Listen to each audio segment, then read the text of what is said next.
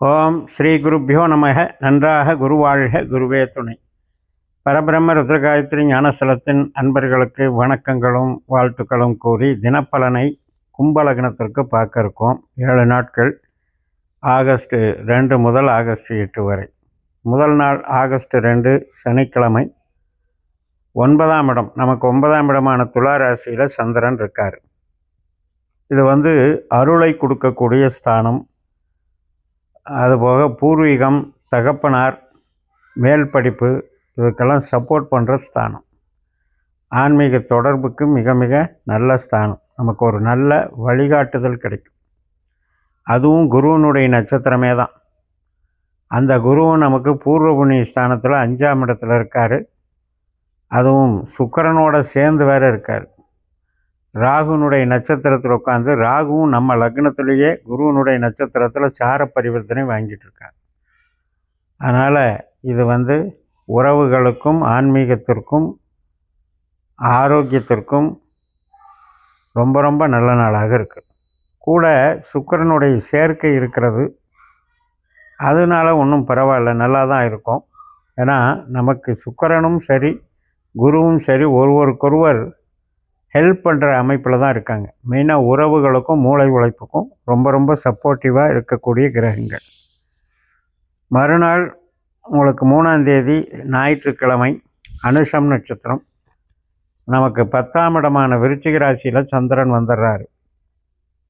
சனியினுடைய நட்சத்திரம் தான் அனுஷ நட்சத்திரம்.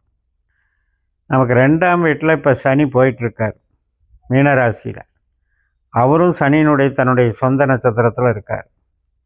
6ஆம் இடத்துல இருக்கிற புதனும் சனியினுடைய இன்னொரு பூச நட்சத்திரத்தில் இருக்காங்க. இந்த உத்திரட்டாதி, பூசம், அனுஷம், இந்த 3 சனி நட்சத்திரங்களில் 3 கிரகம். 2ல் சனி, 6ல் புதன், 10ல் சந்திரன். அப்போ இதெல்லாம் எதை குறிக்குது அப்படின்னா, பணம் சம்பாதித்தல், வேலை அங்கீகாரம் செய்யப்படுதல், நல்ல பதவி புகழ் உயர்வு கிடைத்தல், இதுக்கெல்லாம் ஆதாரமாக இருக்கிறது. அதனால் இன்றைக்கி தொழிலுக்கு மிக மிக சிறந்த நாள். நமக்கு என்ன ஒரு கௌரவம் வேணுமோ, நாம் என்ன பொருளாதார சிந்தனைகளை மேற்கொள்ளுகிறோமோ அதற்கு இன்றைக்கு சூழல்கள் சாதகமாக இருக்கும். பணம் சேகரிப்புக்கு நல்ல நாள். மறுநாள் ஆகஸ்ட் 4ஆம் தேதி திங்கட்கிழமை காலையில் 9:11 முதல் கேட்டை நட்சத்திரம். கேட்டை புதனுடைய நட்சத்திரம். இந்த புதனும் 6ஆம் இடத்துல சனி சாரத்தில் உட்காந்து, புதனும் சனியும் 2-6 கனெக்டிவிட்டி ஏற்படுத்துறதுனால இன்றைக்கும் வேலைக்கு நேற்று மாதிரியே நல்ல பலன் கிடைக்கும், பணவரவு கிடைக்கும், புகழ் கிடைக்கும். மெயினாக புதன் என்பது அறிவு சார்ந்த, மூளை உழைப்பு சார்ந்த பணிகள், அக்கௌண்ட்ஸு, ஆடிட்டிங்கு மற்றும் சாஃப்ட்வேரு, அனைத்து விதமான வியாபாரங்கள் மற்றும் ஜாப் ஒர்க் பண்ணி கொடுக்கறது, எஜுகேஷன் டிபார்ட்மெண்ட்டில் டீல் பண்ணுறது, இது எல்லாத்துக்குமே சிறப்பாக இருக்கும். மறுநாள் ஆகஸ்ட்டு 5ஆம் தேதி செவ்வாய்க்கிழமை நண்பகல் 11:22 முதல் மூல நட்சத்திரம். நமக்கு தனுசு ராசியில் சந்திரன் லாபஸ்தானத்துக்கு வந்துடுறார். இது கேதுனுடைய நட்சத்திரம். கேது நமக்கு 7ஆம் வீட்டில் சுக்கிரனுடைய நட்சத்திரத்திலையும் புதனுடைய உப நட்சத்திரத்திலையும் இருக்கிறனால உறவுகள் சார்ந்த நன்மைகள் ஏற்படக்கூடிய அமைப்பு. திருமணம் போன்ற சுபகாரியங்களுக்கும், உறவுகளை புதுப்பித்து கொள்வதற்கும், பிரிந்து போன உறவுகள் சேர்வதற்கும், நல்ல குழந்தைகள் மூலமாக மகிழ்ச்சி கிடைப்பதற்கும் நல்ல நாளாக இருக்கிறது. கேது என்கின்ற ஞானகாரகன், அவர் சுக்கிரன் என்கின்ற போககாரகன் சாரத்தில் இருக்கார். ஆனால் அந்த சுக்கிரன் குருவோட சேர்க்கை பெற்று 5ஆம் இடத்துல இருக்கார். அதனால் இன்றைக்கி அருளும் பொருளும் சமமாக நமக்கு கிடைக்கக்கூடிய அற்புதமான நாள். மறுநாள் ஆகஸ்ட்டு 6ஆம் தேதி புதன்கிழமை நண்பகல் 12:59 மதியத்திலிருந்து மூலம் முடிஞ்சு பூராடம் தொடங்குகிறது. இன்றைக்கும் அதே மாதிரி தான் சுக்கிரனுடைய நட்சத்திரம். இப்போ கேது சுக்கிரனுடைய நட்சத்திரத்தில் இருந்து வெளிப்புறமாக இன்றைக்கி நமக்கு நன்மை செய்வார். கணவன் மனைவி உறவு, இது மாதிரி சுப காரியங்கள், இதுக்கு உறவுகள் சார்ந்து நன்மைகள் செய்வார். அதே நேரத்தில் நமக்கு சுக்கிரன் குருவோடு சேர்ந்து சில நன்மைகளை செய்கிறாரு. சுக்கிரனும் வந்து ராகுனுடைய நட்சத்திரத்தில் இருக்கார், சனியினுடைய உப நட்சத்திரத்தில் இருக்கார். அப்போ நம்ம திறமைகள், கலைத்திறமைகள், நமக்குன்னு இருக்கிற க்ரியேட்டிவிட்டி மைண்டு, நமக்கு ஒரு டிசைனிங்கில் இருக்கலாம், நீங்கள் வந்து ஒரு ஆலோசகராக இருக்கலாம், கன்சல்டிங் பண்ணலாம், கமிஷன் வகையில் இருக்கலாம். அந்த மாதிரி கமிஷன் தொகைகளை வந்து நம்ம திறமைகள் மூலம் பெறக்கூடிய நாளாக இது அமைகிறது.